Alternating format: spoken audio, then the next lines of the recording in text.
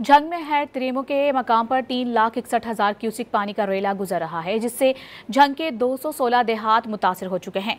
मजीद जानते हैं don news के नुमाइंदे मोहम्मद अकमल मलिक से। जी अकमल, बताएगा क्या सूरत हाल देख रहे हैं आप?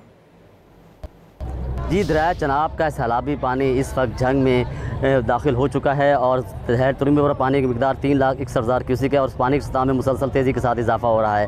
ज़िला इंतज़ामी की जानिब से दिए जाने वाले अदाद-ओ-शुमार के मुताबिक झंग के 216 देहात मुतासिर हुए हैं और इन देहातों में जो है घरों में पानी दाखिल हो चुका है।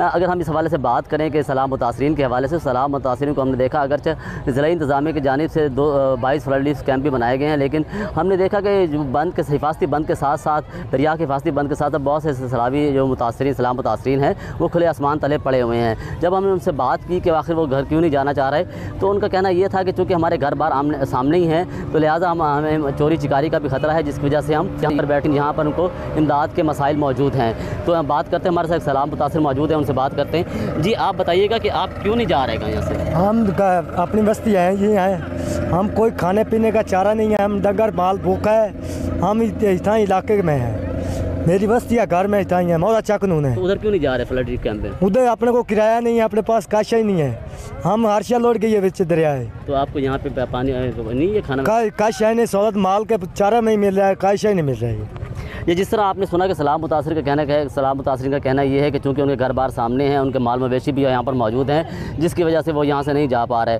और यहाँ से जाने के लिए यकीनी तौर पर कन्वेंस की ज़रूरत होगी, लिहाजा उनके पास कन्वेंस भी मौजूद नहीं है। जी, आपका अकमल, बहुत शुक्रिया अकमल, तफसीली तौर पर आगाह करने के लिए।